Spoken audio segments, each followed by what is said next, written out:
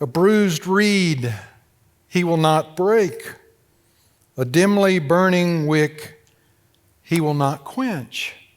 Y'all, that describes so many people in our fractured, broken, contentious, angry world. There are people they're about to break.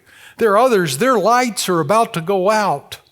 There are church people that are just minutes away from giving up on the church, giving up on the Christ who is the head of the church. They're broken, they're bruised, they're dimming. They're facing life's problems, and they're facing them alone because they have never made that deep, spiritual, intimate connection with Jesus Christ. It's in their head, but it's not in their hearts. And God bless them. Some of them invariably run up to that church member that's determined that God is on their side and their side is right. And they pull out their bulldozer and their earth mover and their backhoe, and they just plow through life.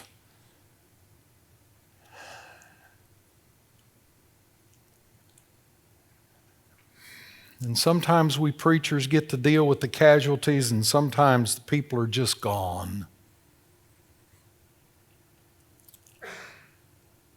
And you may think that God is on your side. And I don't care what your argument is. God is on your side. There's a better question. Are you on God's side?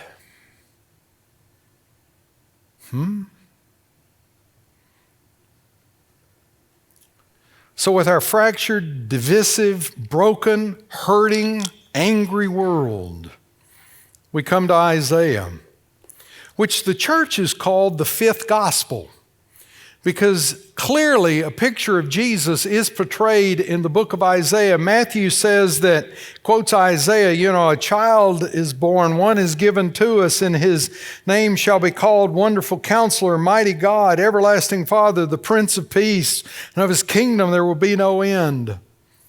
And Jesus himself takes for his picture of ministry these suffering servant passages that you're going to read this week in your E100 reading. These suffering servant passages are interesting because we don't know who the servant is. Here's my servant. Is it Cyrus? Is it Isaiah? Is it somebody that was part of Israel's history? Is it the nation of Israel? Could it be you? Could you be the servant of God? God delights in the servant. God has called the servant. God takes the servant by the hand and keeps the servant.